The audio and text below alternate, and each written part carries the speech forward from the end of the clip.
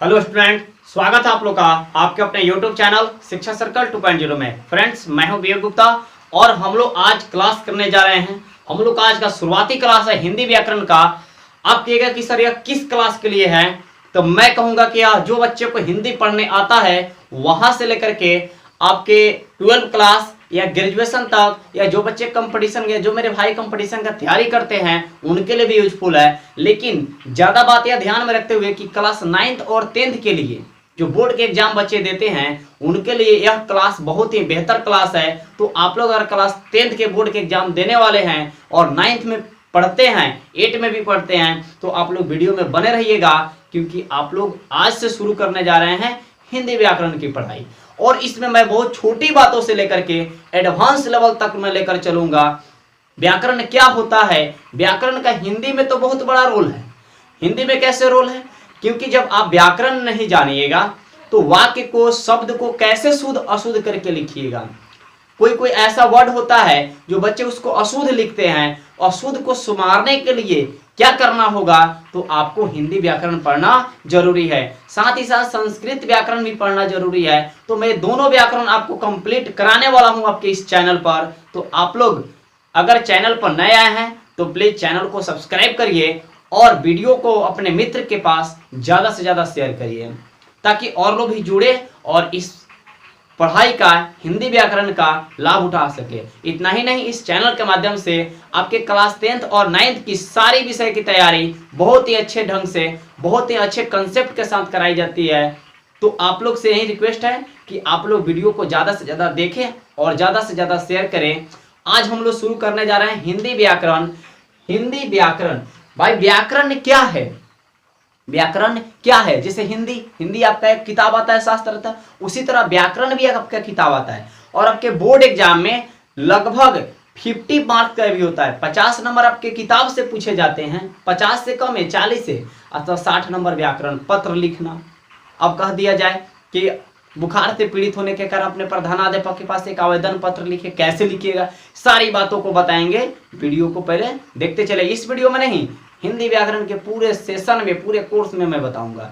तो यहाँ पर आता है व्याकरण। तो व्याकरण भी एक क्या है? शास्त्र है। व्याकरण क्या है? एक शास्त्र यानी किताब है। तो बोलेंगे कि व्याकरण का परिभाषा कोई पूछे तो क्या बोलिएगा? आप लोग कॉपी में लिख लीजिए, कॉपी कलम लेकर के बैठिएगा। मैं बोलते जाऊंगा, आप लोग बातों को लिखते चलिएगा, क्योंकि बोर्ड में लिखने में बहुत टाइम लगेगा। तो मैं आपको डिफिनीशन दे दूंगा और एग्जाम्पल यहाँ पर लिख दूंगा, काम हो जाएगा, समझा दूंगा बहुत अच्छा से। तो कहता है कि व्याकरण किसे कहते हैं, तो बोलेंगे कि व्याकरण वह शास्त्र है। व्याकरण क्या है? एक शास्त्र है, किताब है।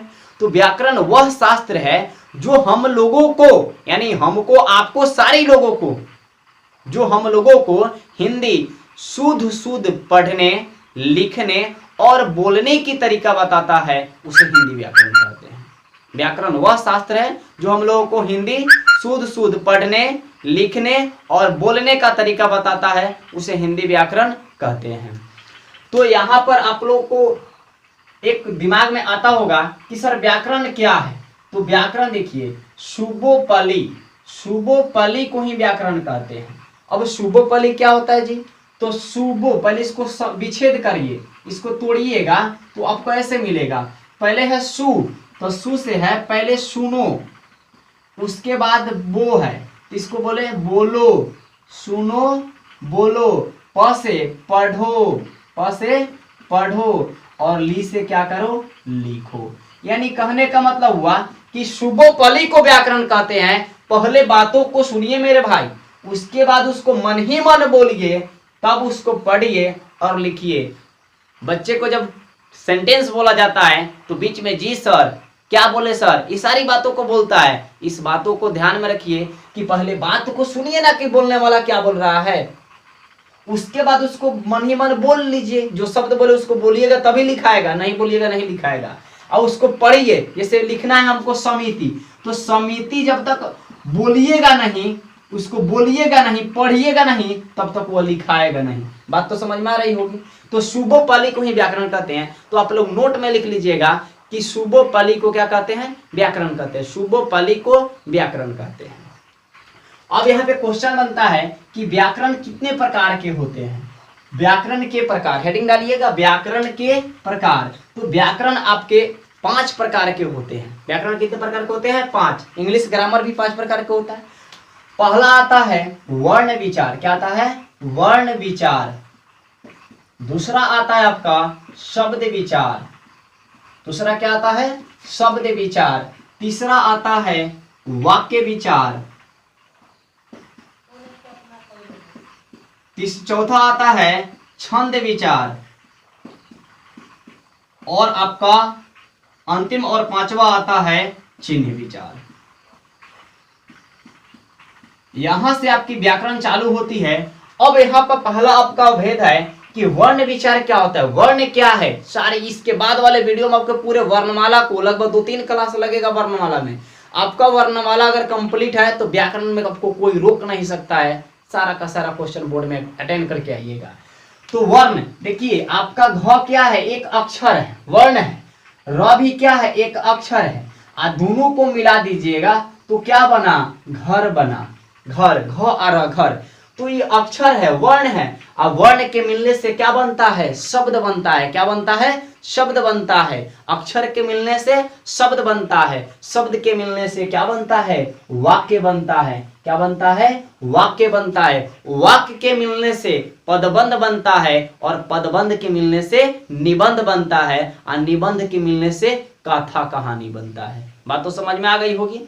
अब आता है शब्द। बता दिए ना कि अक्षर के मिलने से शब्द बनता है, शब्द के मिलने से क्या बनता है? वाक्य बनता है। छंद मतलब किसी चीज पर कहानी लिखना। उसके बाद चिन्ह विचार। चिन्ह आपको जानते हैं ना, टीचर लोग बोलता है कि बाबू पूर्ण विराम दो, अर्ध विराम दो, कोमा दो, single inverted coma, double inverted coma, उसके बाद संयोजक चिन्ह जिसको क्या कहता है लोग? हाइफन दो, हाइफन। इस सारी बातों को पढ़ा जाएगा चिन्ह विचार में।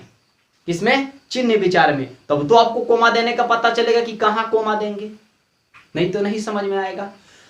तो फ्रेंड्स, आज की वीडियो में सिर्फ इतना ही हिंदी व्याकरण। इसके बाद आपको व्याकरण जब पढ़ने जा रहे हैं हिंदी व्याकरण, तो व्याकरण के बारे में तो कुछ जानना पड़ेगा। तो थोड़ी सी बातें हैं जिसको मैं बताने का प्रयास किया हूं। इसके बाद आपका क्लास 10 का सिलेबस चालू होने जा रहा है। वर्णमाला से शुरू होगा। वर्ण विचार जो है यहीं से शुरू होगा। वर्णमाला क्या है, तो इसके बाद वाले वीडियो को आप लोग इंतजार करिए। आज के लिए इतना ही। मिलते हैं अगले वीडियो में।